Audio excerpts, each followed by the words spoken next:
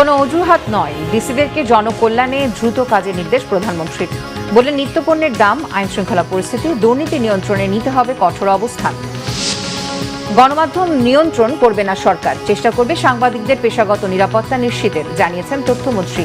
অপতথ্য ও কালো আইনে উদ্বেগ বিশিষ্টজনদের। সিলেটের দক্ষিণ সুরমায় ট্রাক পিকআপ মুখোমুখি সংঘর্ষে ৮ নির্মাণ শ্রমিকের করুণ মৃত্যু। চাঁপাইনবাবগঞ্জে ট্রাক চাপায় শ্যালক দুলাভাই নিহত।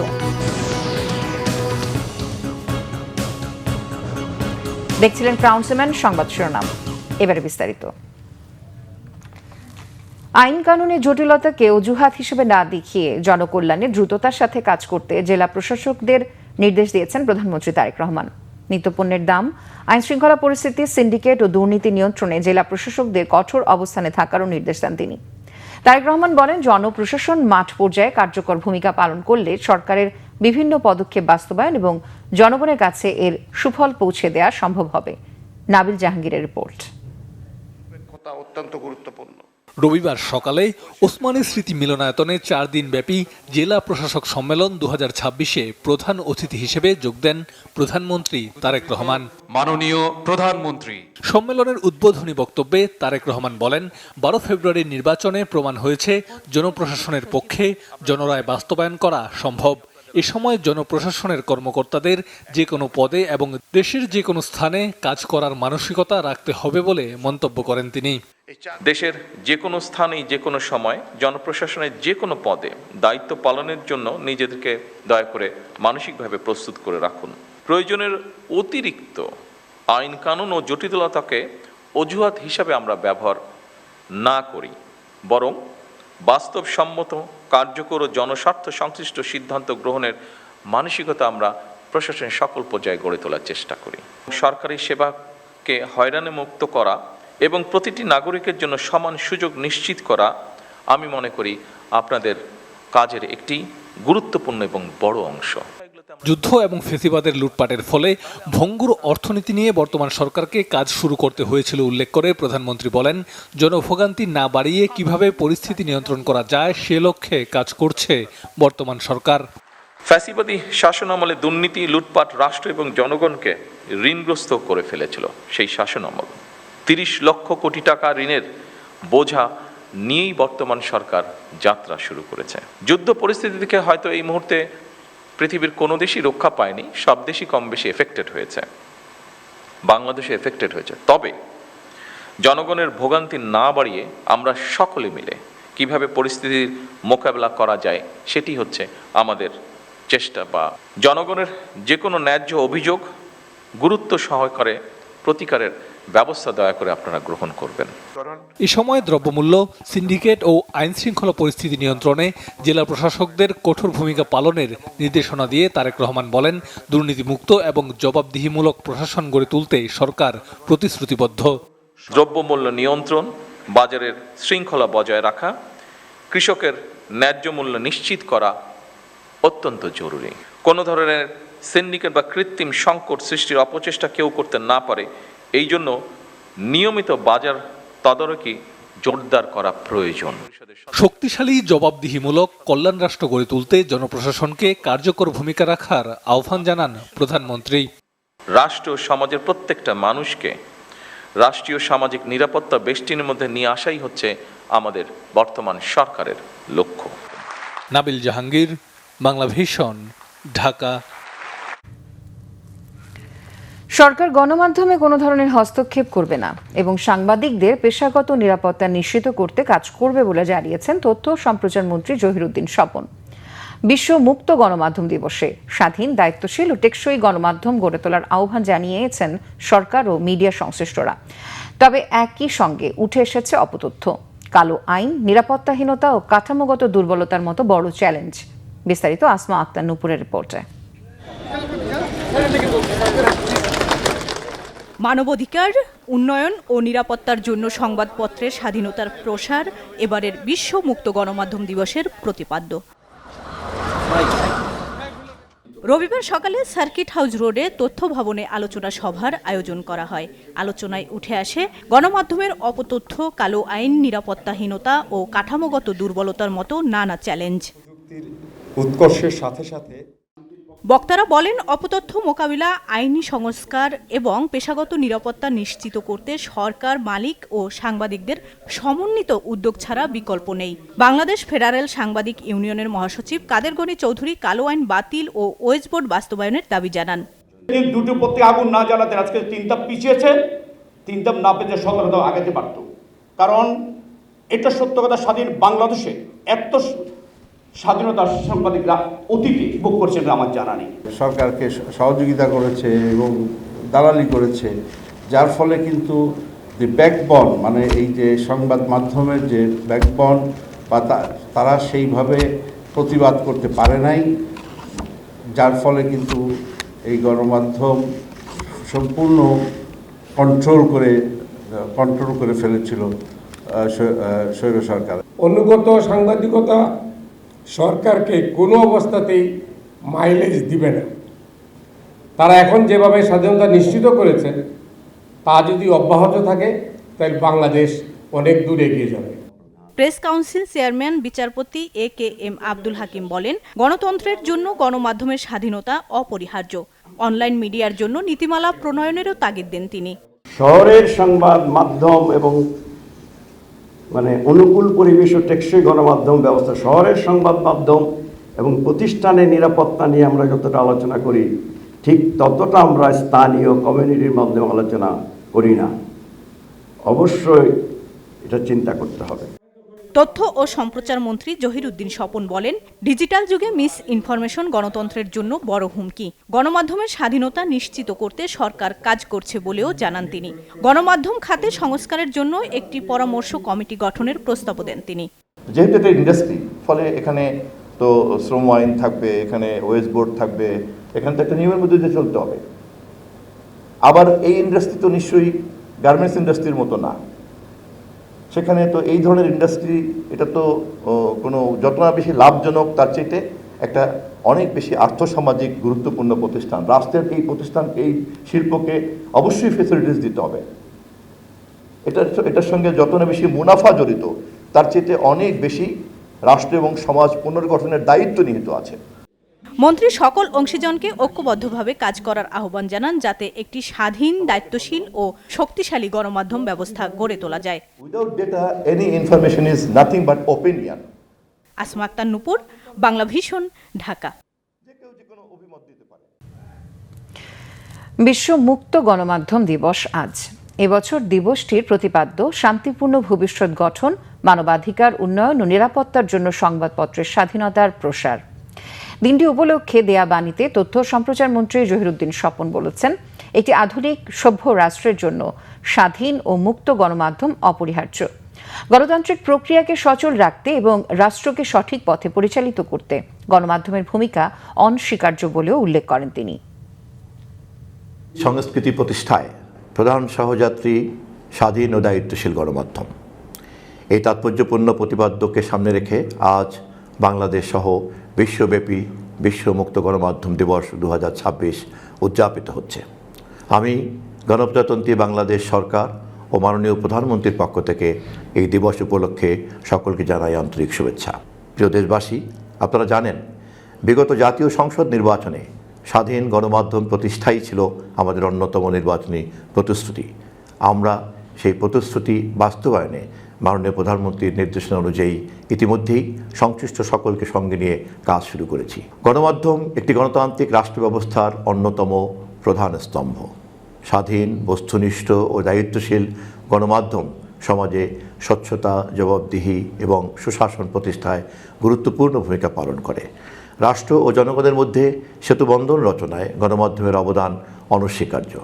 একই সঙ্গে উন্নয়ন কার্যক্রম এবং নাগরিক অধিকার বিষয়ে সচেতনতা সৃষ্টিতেও গণমাধ্যম অগ্রণী ভূমিকা পালন করে আসছে। বর্তমান বিশ্বে তথ্য প্রযুক্তির অভূতপূর্ব বিকাশ গণমাধ্যমকে দিয়েছে নতুন মাত্রা।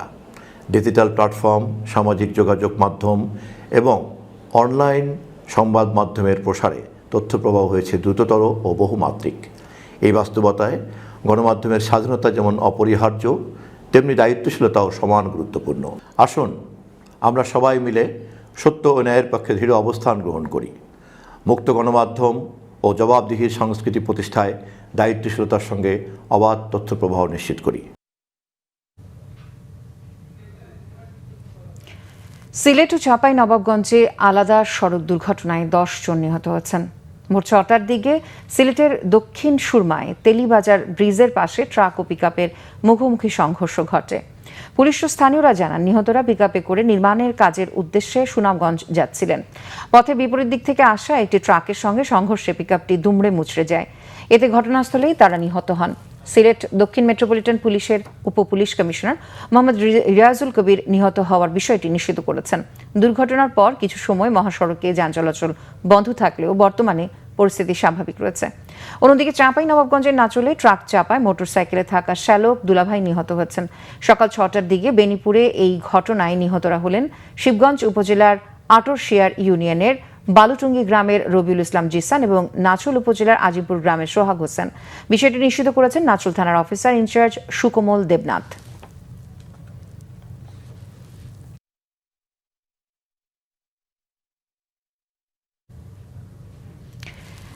চাঁদাবাজ যে দলেরই হোক আইনের আওতায় আনা হবে, কোনো তদবিরে কাজ হবে না বলে জানিয়েছেন ঢাকা মেট্রোপলিটন পুলিশের ভারপ্রাপ্ত কমিশনার মোহাম্মদ সরওয়ার। রোববার সকালে ডিএমপির মিডিয়া সেন্টারে মাদক, চাঁদাবাজ, সন্ত্রাসী ও অনলাইন জুয়া বিরোধী বিশেষ অভিযান নিয়ে সংবাদ সম্মেলনে তিনি কথা বলেন। গেল 2 মাসে রাজধানীতে 155 জনকে চাঁদাবাজির অভিযোগে গ্রেফতার করা হয়েছে জানিয়ে তিনি বলেন, কারো তদবিরে কাজ হবে না। তাদের কোনো রাজনৈতিক পরিচয় আছে কিনা সাংবাদিকদের এমন প্রশ্নের কোনো সদুত্তর দিতে পারেননি তিনি। এছাড়া চাঁদাবাজদের সাথে পুলিশের কোনো সদস্যের যোগসূত্র পেলে কঠোর ব্যবস্থা নেওয়ার কথাও জানান মোহাম্মদ সরওয়ার। মাদকের বিরুদ্ধে জিরো টলারেন্সের কথাও বলেন তিনি।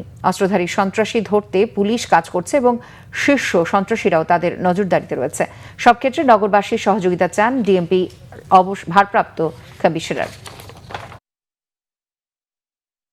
রাজনৈতিক পরিচয়ে আমাদের মুখ্য না, আমরা তো যারা চাঁদাবাজি তাদেরকে আমরা অ্যারেস্ট করতেছি। সে না আমরা অপরাধী তার কার্যক্রমকে না পেয়েছেন কিনা পাবো না, অনেক বিষয় আমাদের তদন্তের স্বার্থে কি বলে সবসময় সবকিছু জানানো যাচ্ছে না। আসামিদের লিস্ট আমাদের 3 সংস্থার কাছে আছে, 3 ইউনিটের কাছে আছে, অতএব র্যাবের কাছেও আছে ইভেন। অতএব কেউ যদি কি বলে দেয় কোনো না কোনোভাবে ধরা পড়বে। আমরা চাঁদাবাজ তার চাঁদাবাজের স্থান থেকে ধরবো, তার বাড়ি থেকে ধরবো, সে যদি দিনাজপুর, রংপুর চলে যায় সেখান থেকেও ধরে নিয়ে আসবো। অতএব পাওয়ার কোনো উপায় নেই। চীন ও ভারত থেকে 53,600 টন ডিজেল নিয়ে চট্টগ্রাম বন্দরে পৌঁছেছে আরও 2টি ট্যাঙ্কার। এর মধ্যে চীন থেকে লাইবেরিয়ায় পতাকাবাহী জাহাজ লীলা কিংস্টন নামের ট্যাঙ্কারে আছে 19,000 টন ডিজেল, আর পানামার পতাকাবাহী জাহাজ প্রাইভেট সোলানায় আছে 34,600 টন ডিজেল। বর্তমানে ডলফিন জেটি ও বহির্নোঙর মিলিয়ে 7টি জ্বালানি তেলবাহী জাহাজ অবস্থান করছে। এর মধ্যে একটি জাহাজ লাইটারিং এর মাধ্যমে তেল খালাস কার্যক্রম চলছে। এর আগে গত এপ্রিলে 6,05,227 টন জ্বালানি তেল আমদানি করা হয়েছে, আর মে মাসে 1 লাখ টন ক্রুড অয়েল সহ মোট 6 লাখ টন জ্বালানি আমদানি নিশ্চিত করেছে বাংলাদেশ পেট্রোলিয়াম কর্পোরেশন। পরমাণু দিয়ে বিদ্যুৎ উৎপাদনে যাত্রা শুরু হলেও জাতীয় গ্রিডে সরবরাহ, শতভাগ নিরাপত্তা নিশ্চিত সহ কিছু চ্যালেঞ্জ রয়েছে রূপপুর বিদ্যুৎ কেন্দ্রের। রাশিয়ার কাছ থেকে বুঝে নেওয়ার পর পারমাণবিক কেন্দ্র পরিচালনায় যথেষ্ট দক্ষ জনবল থাকা নিয়ে আছে সংশয়। বিশেষজ্ঞরা বলছেন, পরমাণু শক্তির দীর্ঘমেয়াদী প্রকল্পের সফলতা নির্ভর করে শূন্য ত্রুটির ওপর। আরও জানাচ্ছেন রিশান নাসরুল্লাহ।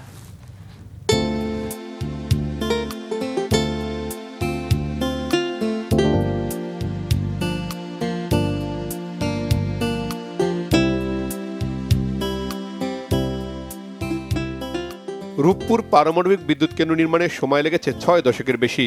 1962 সালে পাবনার রূপপুরে পরমাণু কেন্দ্র নির্মাণের সিদ্ধান্ত হলেও রাজনৈতিক ও অর্থনৈতিক বাস্তবতায় সেটি আটকে যায়। তবে 2011 সালে রাশিয়া এবং 2015 সালে রোসাটমের সাথে চুক্তির মধ্য দিয়ে দেশে শুরু হয় পারমাণবিক বিদ্যুৎ কেন্দ্র নির্মাণের কর্মযজ্ঞ, আর সেটি সফলতার মুখ দেখল 2026 সালে। পরমাণু দিয়ে বিদ্যুৎ উৎপাদনে বছরে দরকার হবে 27 টন পারমাণবিক জ্বালানি। রাশিয়ার সাথে করা চুক্তি অনুযায়ী প্রথম 3 বছর জ্বালানি সরবরাহ করবে রাশিয়া। এছাড়া পারমাণবিক বর্জ্য ব্যবস্থাপনায় সহযোগিতা করবে দেশটি। দক্ষ জনবল তৈরি ও কেন্দ্র পরিচালনায় বাংলাদেশের সক্ষমতা বাড়াতেও কাজ করবে রোসাটম।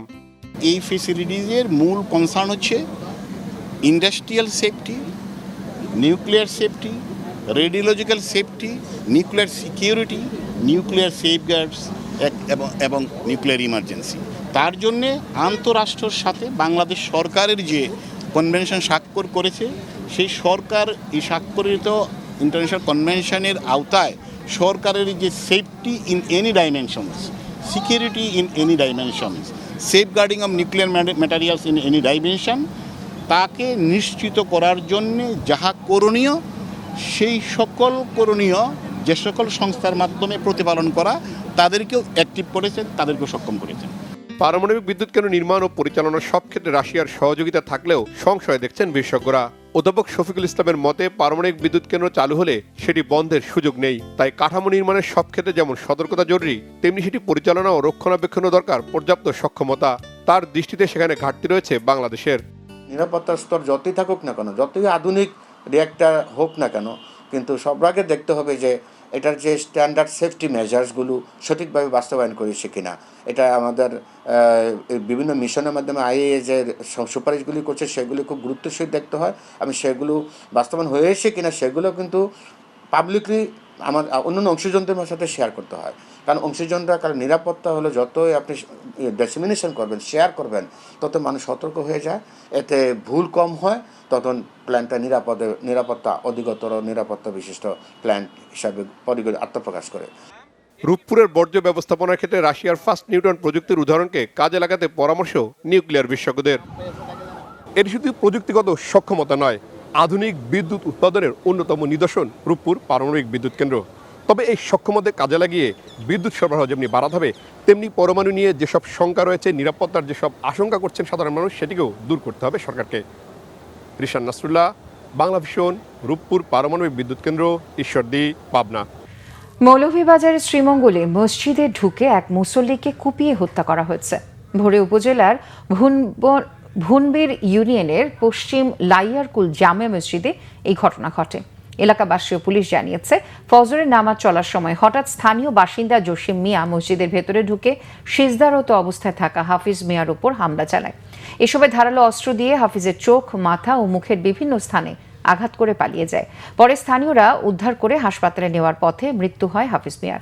ঘটনার পরপরই পুলিশ অভিযান চালিয়ে শওকত আলীর ছেলে জসিম মিয়াকে গ্রেফতার করেছে। হত্যাকাণ্ডের প্রকৃত কারণ জানার চেষ্টা করছে পুলিশ।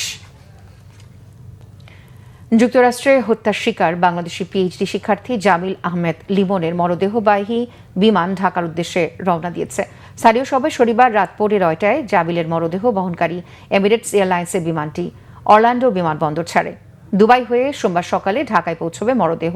এদিকে আগামী বুধবার বা জোহর যুক্তরাষ্ট্রে নাহিদা সুলতানা বৃষ্টির জানাজা শেষে মরদেহ দেশে পাঠানোর প্রক্রিয়া শুরু হবে। ওয়াশিংটনে বাংলাদেশ দূতাবাসের প্রেস মিনিস্টার গোলাম মোর্তজা জানিয়েছেন, পরিবারের পক্ষ থেকে নাহিদা সুলতানা বৃষ্টির মরদেহ দ্রুত বাংলাদেশে পাঠাতে প্রয়োজনীয় ব্যবস্থা নেওয়ার অনুরোধ জানানো হয়েছিল। এরই মধ্যে ওয়াশিংটন ডিসিতে অবস্থিত বাংলাদেশ দূতাবাস এবং মিয়ামিতে বাংলাদেশ কনসুলেট যৌথভাবে মরদেহ দেশে পাঠানোর প্রক্রিয়া শুরু করেছে।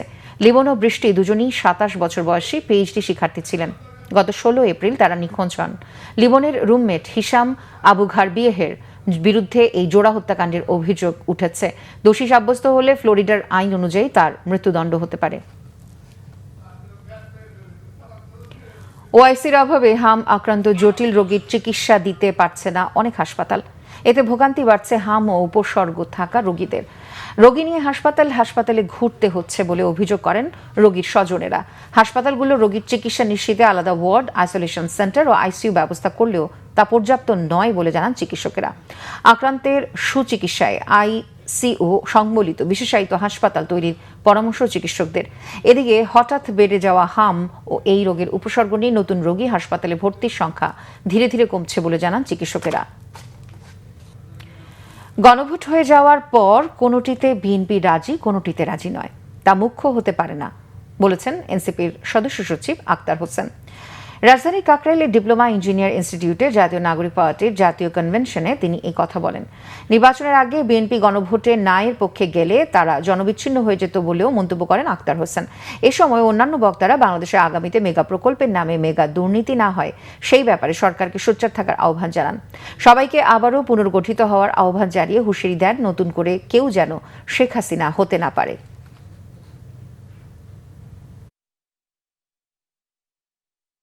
ক্ষমতার বাহানায় বিএনপি সরকার আর সংস্কার করতে চায় না। তারা ক্ষমতাকে নিরঙ্কুশভাবে উপভোগ করতে চায়। কিন্তু নির্বাচনের মধ্য দিয়ে নির্বাচিত প্রতিনিধিদের উপরে যে দায়িত্ব অর্পিত হয় সেটাকে ক্ষমতার দৃষ্টিতে দেখার যে মানসিকতা, সেখান থেকে তারা এখনো বের হয়ে আসতে পারেননি। স্থায়ী শান্তি প্রতিষ্ঠার উদ্দেশ্যে ইরানের দেয়া 14 দফা প্রস্তাব পর্যালোচনার আশ্বাস দিয়েছেন মার্কিন প্রেসিডেন্ট ডোনাল্ড ট্রাম্প। তবে ইরান কোনো দুর্ব্যবহার করলে আবারও সামরিক অভিযান শুরু করার হুঁশিয়ারিও দিয়েছেন। এদিকে যুক্তরাষ্ট্রের সাথে আবারও সামরিক লড়াইয়ে নামতে প্রস্তুত বলে জানিয়েছে ইরানের ইসলামী বিপ্লবী বাহিনী। নতুন শান্তি পরিকল্পনায় ভবিষ্যতে কোনো প্রকার সামরিক আগ্রাসন না চালানোর নিশ্চয়তা, ইরানের সীমান্তবর্তী এলাকাগুলো থেকে মার্কিন বাহিনী প্রত্যাহার, হরমুজ প্রণালী থেকে নিষেধাজ্ঞা তুলে নেওয়া সহ বেশ কিছু কঠোর শর্ত জুড়ে দিয়েছে ইরান। শুধু সমসাময়িক যুদ্ধবিরতি নয়, বরং সংকটের স্থায়ী সমাধানই ইরানের মূল লক্ষ্য বলে জানিয়েছে দেশটির আধা সরকারি বার্তা সংস্থা তাসনিম নিউজ। তবে ইরানের দেয়া নতুন প্রস্তাবগুলো নিয়ে আলোচনার প্রতিশ্রুতি দিলেও কোনো চুক্তিতে পৌঁছানো সম্ভব হবে না বলেও আশঙ্কা প্রকাশ করেছে ট্রাম্প। নতুন করে হামলা শুরুর ইঙ্গিতও দিয়েছেন তিনি। এদিকে যুক্তরাষ্ট্র কখনোই শান্তি প্রতিষ্ঠায় প্রতিশ্রুতিবদ্ধ না অভিযোগ করে আবারও যুদ্ধ শুরু হলে তার কড়া জবাব দিতে প্রস্তুতির কথা জানিয়েছে ইরানের বিপ্লবী বাহিনী IRGC। সংবাদ শেষ করব ক্রাউন সিমেন্ট শিরোনামগুলো আরও একবার জানিয়ে। কোনো অজুহাত নয়, ডিসিদেরকে জনকল্যাণে দ্রুত কাজে নির্দেশ প্রধানমন্ত্রীর। বললেন, নিত্য পণ্যের দাম, আইনশৃঙ্খলা পরিস্থিতি, দুর্নীতি নিয়ন্ত্রণে নিতে হবে কঠোর অবস্থান। গণমাধ্যম নিয়ন্ত্রণ করবে না সরকার, চেষ্টা করবে সাংবাদিকদের পেশাগত নিরাপত্তা নিশ্চিতের, জানিয়েছেন তথ্যমন্ত্রী। অপতথ্য ও কালো আইনে উদ্বেগ বিশিষ্টজনদের। সিলেটের দক্ষিণ সুরমায় ট্রাক পিকআপ মুখোমুখি সংঘর্ষে 8 নির্মাণ শ্রমিকের করুণ মৃত্যু। চাঁপাইনবাবগঞ্জে ট্রাক চাপায় শ্যালক দুলাভাই নিহত। এই ছিল এখনকার মতো। পরের সংবাদ বিকেল 4টায়। এর আগে 3টায় রয়েছে নিউজ টপ 10 দেখার আমন্ত্রণ রইল। এতক্ষণ সাথে থাকার জন্য ধন্যবাদ সবাইকে।